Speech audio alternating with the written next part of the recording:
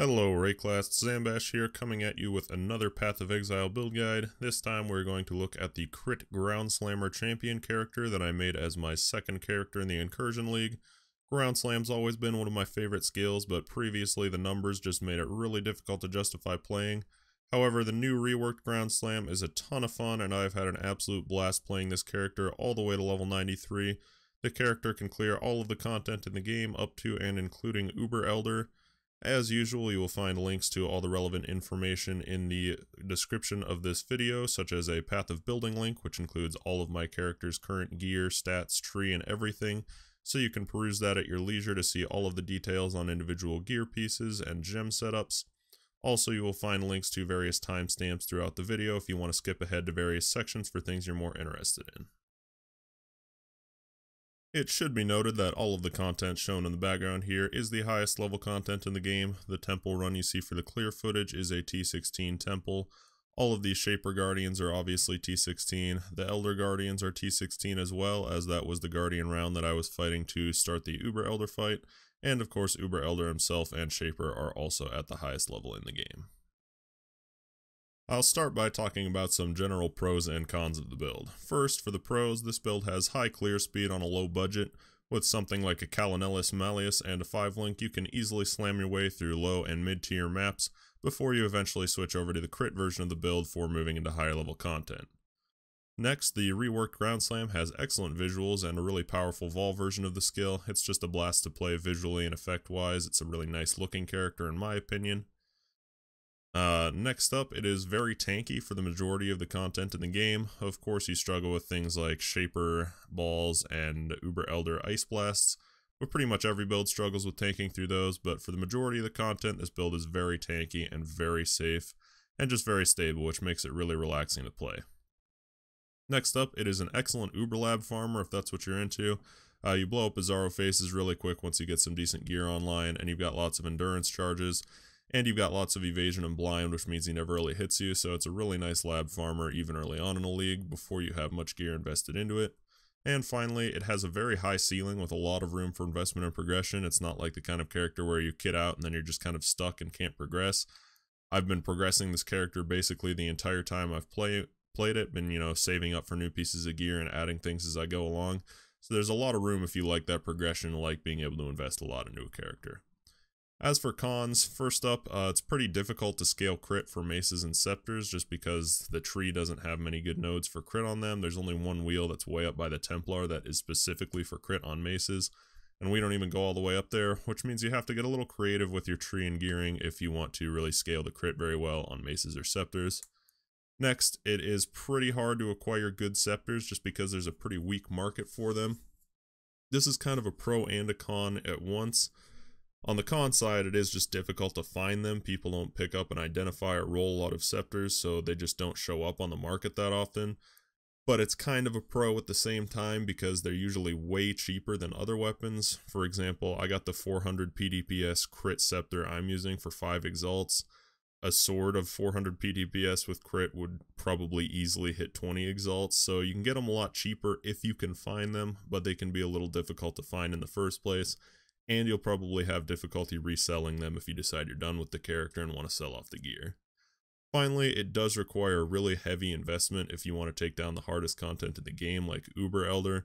Even after the rework, Groundslam just doesn't come close in the single target department to things like Blade Flurry, Molten Strike, or the new Vol Double Strike, so you're really going to have to invest heavily if you do want to take down all the content in the game with this character. Next, I'm going to talk about the kind of gear you want to look for on this character, starting with unique items. This character doesn't use very many unique items, which means it's really easy to cap your resists and get a good amount of life. Starting off with the helmet, I recommend a Rat's Nest. You can use a Starkanjas instead if you want to sacrifice a little damage and pick up a little more life. As for Helm enchants, I recommend going for Groundslam damage. Groundslam angle is also good, but I found that with Vol Groundslam being up so often, it's really unnecessary, and as you move into higher tier content, the damage is just going to serve you a little better overall. Next up in our belt slot, we are using the Perseverance Vanguard belt. This belt's really underrated in my opinion and provides us a lot of good stats. Gives us a nice % life roll. One with a perfect life roll can be a little expensive, but you can pick up one with any just random low life roll for real cheap when you're starting out just to get the free onslaught and whatnot, and then you can upgrade that later. As I just mentioned, the main reason we use this belt is for the free onslaught. We have Fortify up all the time, and the belt gives us you have onslaught while you have Fortify, so that just improves our speed and damage and everything quite a lot.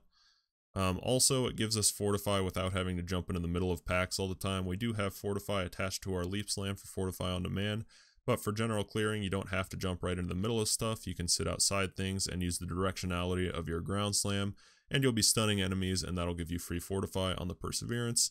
And finally, it gives us 1% increased attack damage per 300 of the lowest of armor and evasion rating on your character.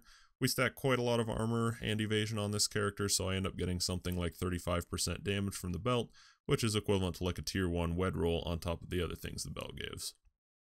Finally, down in the flask slots, of course these aren't mandatory, but they're really nice things to have. We start out with a Lion's Roar. That's kind of a staple on most melee builds. The knockback can be a little annoying on bosses that are able to be knockbacked, but the damage is definitely worth it on the final endgame things like Shaper Guardians, Shaper himself, and Elder, which cannot be knocked back. It's just a really big damage boost for us. And then we also go for a Taste of Hate. Taste of Hate's pretty expensive, so I would just start off with a Basalt Flask if you can't afford a Taste of Hate yet. The main thing we're focused here is just the extra tankiness it gives us, but of course the little bit of extra cold damage is nice as well. As for rare gear, I'm going to change things up a little bit with this video compared to previous ones. Rather than listing all of my exact gear on the screen, I'm just going to leave that for the Path of Building link, since I figure most people will be heading there anyways if they want to see the exact gear, and here I'm just going to talk about the priorities you want to aim for. Of course, as always on your rare gear, your two main priorities are capping your resistances and getting as much life as possible. After that, you'll want to pick up enough intelligence for your gems and gear. This character hardly gets any intelligence on the tree, which means we need to pick up a pretty good amount on gear, so make sure you leave room for that. You want as much flat physical damage and percentage elemental damage as possible after that. Those are going to be your biggest damage boosts. Next up is going to be critical strike chance and multiplier. Mainly your amulet slot is where you're going to be focusing for those. Try and cap your resists elsewhere so you can really just reserve your entire amulet slot for damage if possible. And then finally, it's not a huge deal, but you do want to try to aim for a good balance of armor and evasion so that you get as much benefit as possible out of your Perseverance belt. Again, you're not getting a ton of damage out of that regardless, but you might as well get as much as you can, so try to get a good balance of those two stats.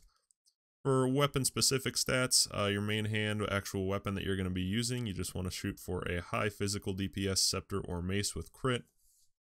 I recommend scepters if you can get your hands on a good one, just because their higher base crit means you can reach much more reliable crit levels, and in particular I recommend the Void Scepter base, as I believe it has the best all-around combination of damage, speed, and base crit.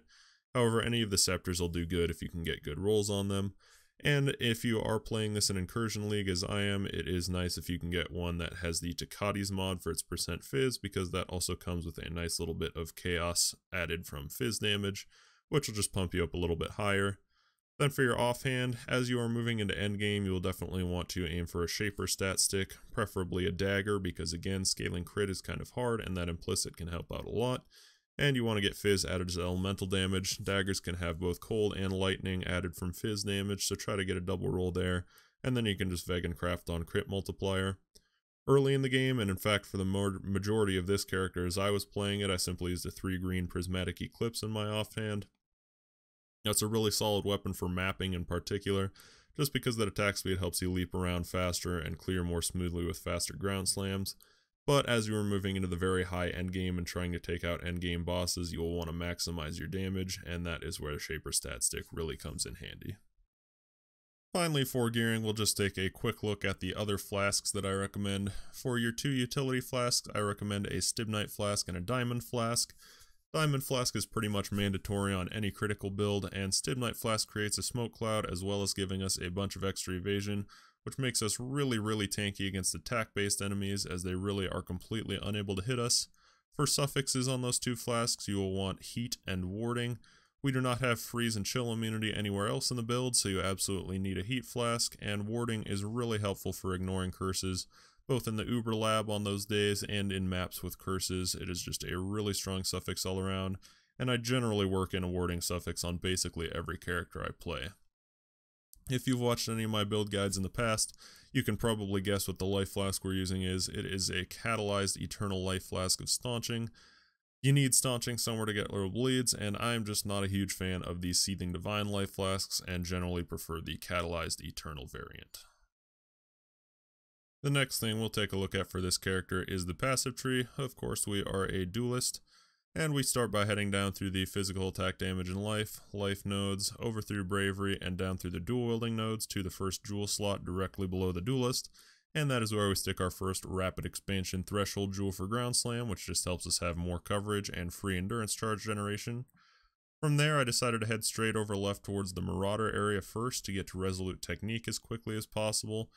Early on, it's not worth trying to scale any crit whatsoever, so RT is definitely the way to go. Make sure you pick up the second jewel slot between the Marauder and Duelist on the way over for another rapid expansion jewel, and then make your way over through the Marauder area and the one-handed side of the wheel over up to Resolute Technique.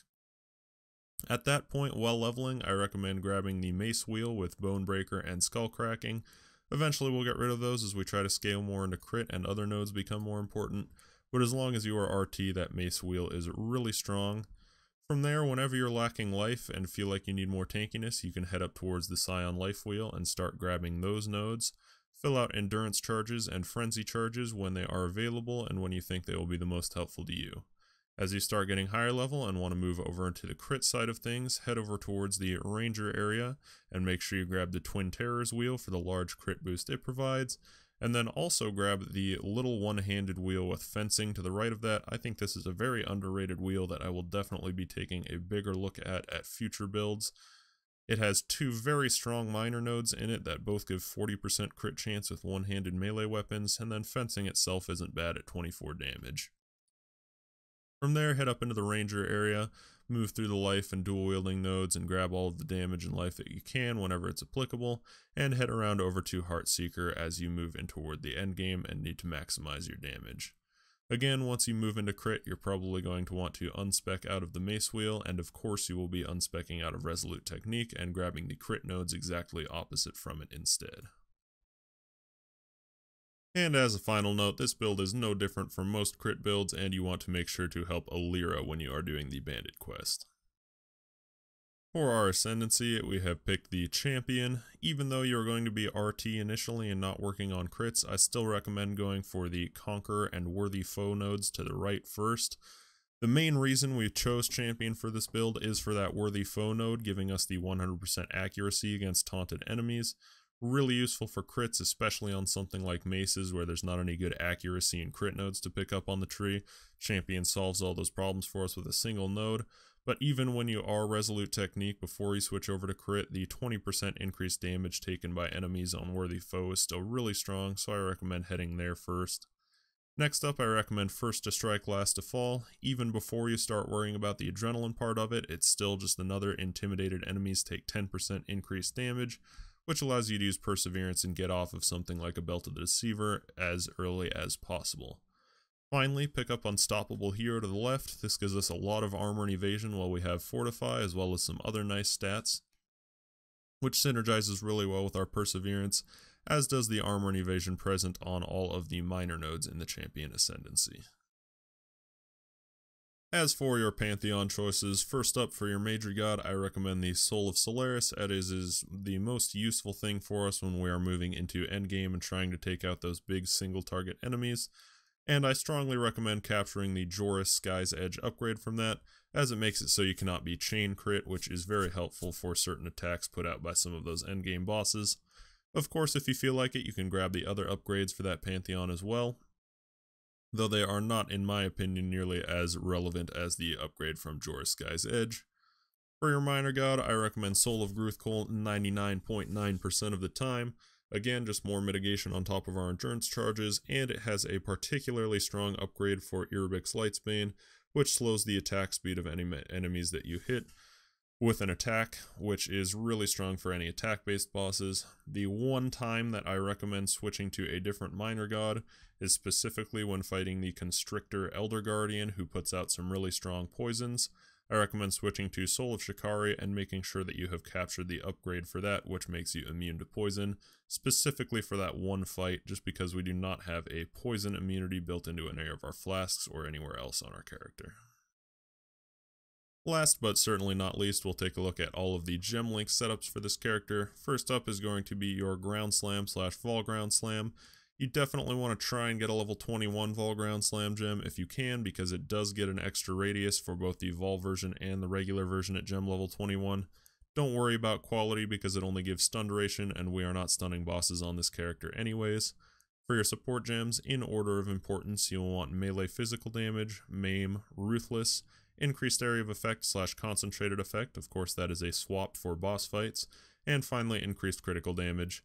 If you can't afford a 6-link, you probably can't afford very good crit gear at that point yet either, which means increased crit damage is definitely what you want to drop for your 5-link. Next up, Hatred and Herald of Ash just add a lot of nice elemental damage for us and a little extra pack cleanup around the edges of packs with the Herald of Ash burns. Next is a 4-link setup of Leap Slam and Frenzy, supported by faster attacks and Fortify. This is both how we move around maps quickly and how we maintain both Frenzy charges and Fortify on bosses. Just pop them with a Frenzy attack once every blue moon and you will make sure you keep those buffs active. Next is an Ancestral Warchief, supported by melee physical damage, ruthless, and concentrated effect. If you've watched my past build guides, you know that I typically prefer Protector because he does give you a little more damage overall. But since we are using a stat stick setup on this build, we definitely want the War Chief because he attacks with his main hand only, and we are able to support him with the Concentrated Effect gem. Next is an Ice Golem, supported by cast when damage taken. This guy is a helpful buff, but he is really difficult to keep up on your own, so I recommend just sticking him with the cast when damage taken, and he will be up most of the time, which is sufficient.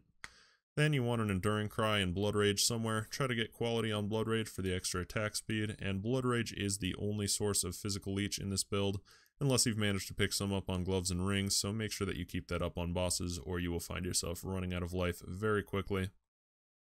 And then finally, on a weapon swap, you just want to have any curse supported by Blasphemy and Blood Magic. We use this to proc Adrenaline for the Gladiator by instantly shoving ourselves on a low life.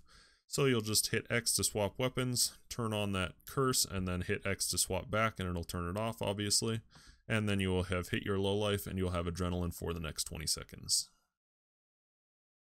That pretty much does it for this build guide. Thank you all so much for watching. The best way you can help this channel is simply by watching new videos when they come out and sharing them with your friends. If you'd like to, you can subscribe below and turn on the notification bell so you can see when new videos come out, and give this video a thumbs up if you enjoyed the content.